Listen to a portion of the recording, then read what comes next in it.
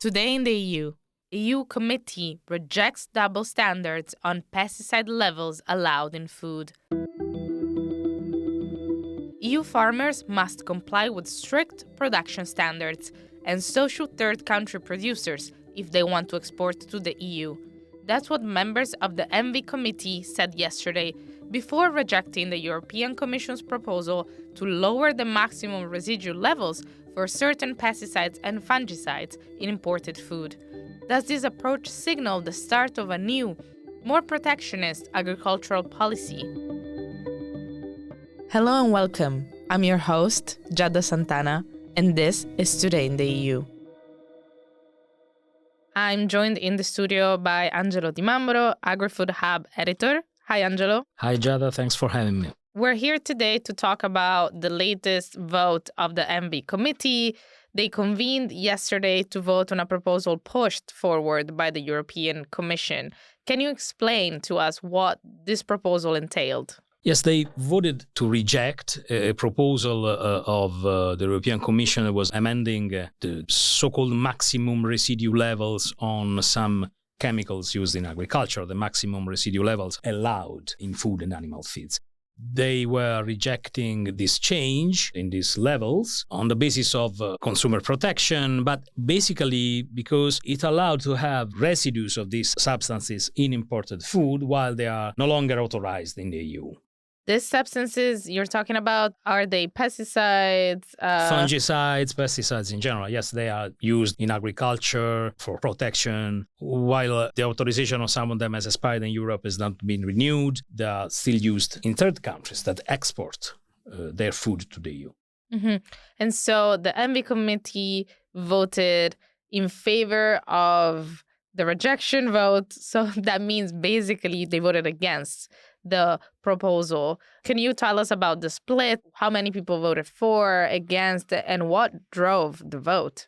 So the motion was initiated by a French S&D MEP, Christophe Clergeau. It was supported by Renew, the Greens, and the Left. But the vote told us that also there was a majority to reject these changes in these maximum residue levels, but there were a conspicuous number of abstained, and just 4 or 5, there were 2 votes, so 4 against in one case and 5 on the other.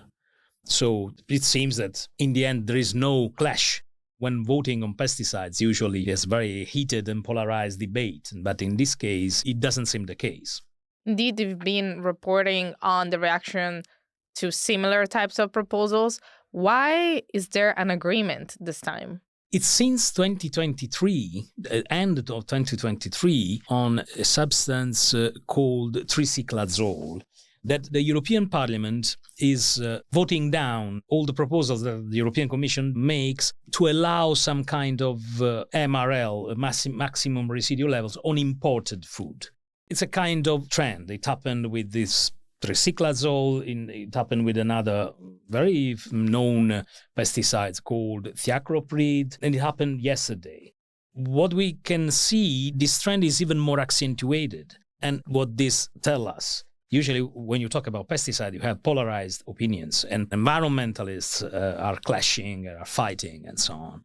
But when it comes to imported food, the two opinions, let's say, converge. And this is because of the principle of health protection, environment protection, but in this case, being imported food, we are talking specifically of health protection, meet so-called reciprocity principle. It's a principle that at EU level we have been discussing for years. The European producers must not be subject to an unfair competition from the third country producers that can use, let's say, tools and technologies, or in this case, substances that are not allowed in the EU.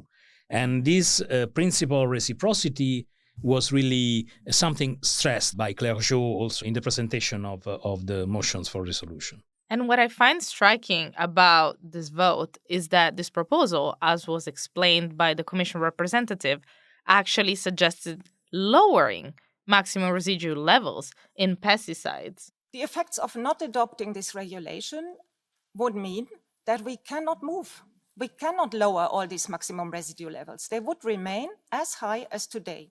Yes, this is one of the paradox, of this attitude, of this political attitude, both in terms of needs of imports, because the EU is dependent on some imports, for instance, soybeans. And also it can backfire also in terms of competitiveness, as the changes proposed by the Commission are about lowering the limits, these MRL products imported. So in any case, they would oblige third countries' producers to comply with stricter regulations.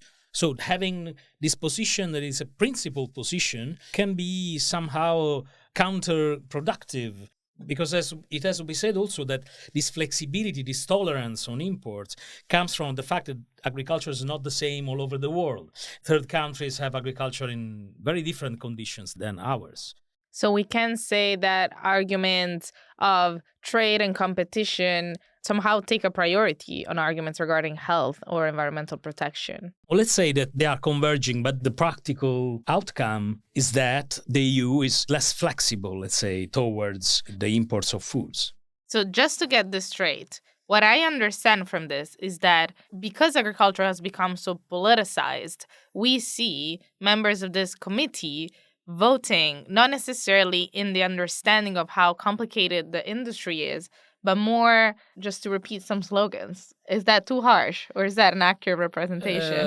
It's a bit harsh. Let's say that between politics and policy, there is always an exchange. Policy and politics should coexist and not clash. In this specific case, it seems that the principle is clear, but the lawmakers should take into account the consequences of their decision on such a technical issue. So a trend in protectionism. Yeah. And to make an example, when tricyclazole was voted down in December, the parliament was saying that it was on a health basis, but the first to protest against this discrepancy in the treatment of third country producers that they could use this and European producers that could not. The first to denounce this were farmers, rice growers in Europe, especially in Italy, because Italy produces roughly half of the rice in the EU.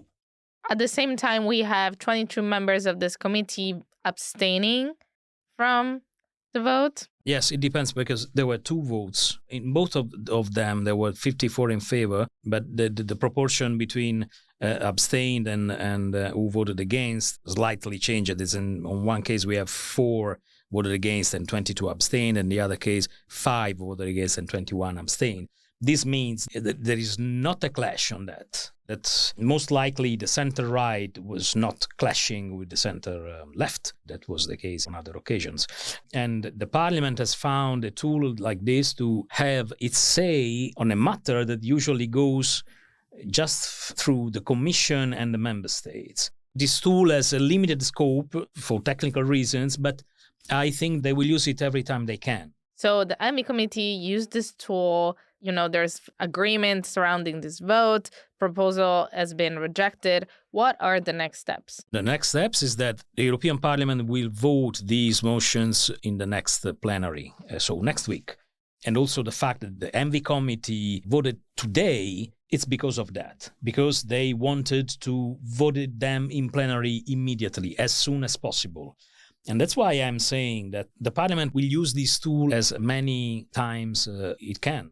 And lastly, what is the relevance of this vote on a larger scale when we look at trends in legislation when it comes to agriculture and pesticides? The debate on pesticides is usually very polarized.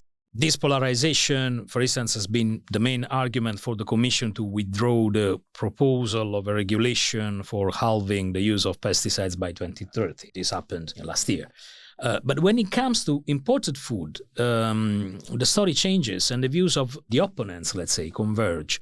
Farmers' appetite for competitiveness and NGOs' environmental and health concerns find a kind of common ground. And we see that, for instance, also on the EU-Mercosur trade agreement. There is something that is very polarizing still. It's something on which you can find a common view between the climate activists, for instance, that say that there are no sufficient guarantees against deforestation in the agreement, and, for instance, the farmers that fear for their competitiveness, because the Latin American countries are very competitive by the agricultural point of view. So looking forward, do you think we can expect a more protectionist Europe? Those are all signs going in that direction. And also, if I can add, when you read, for instance, the manifesto of one of the parties that is contributing to the ruling coalition in the Netherlands, the BBB, and they say clearly this sentence, we will not import what we cannot produce. They are referring to that, to this call for fair competition and so on. What are the limits of that in a world in which, in any case, the European Union needs some imports, and in a world in which interdependency has been growing for decades now? How these, let's say, conflicting movements will find stable solution and situation, that's the big question, not for the next week in the European, not only for the next week vote, but more in general for the next years. Thank you, Angelo. Thanks, Giada. I'm Giada Santana, and this was Euractivist Today in the EU podcast. Visit Euractivist to stay on top of the latest news, sign up for our podcast newsletter, and if you haven't subscribed yet, you can find us on Spotify, Apple Podcasts, or wherever it is that you get your podcasts. Leave us a star review on Spotify, Apple Podcasts, or your favorite streaming platform. It will really help us spread the word about our work. This episode was produced by Miriam Sanz de Tejada and I. See you tomorrow.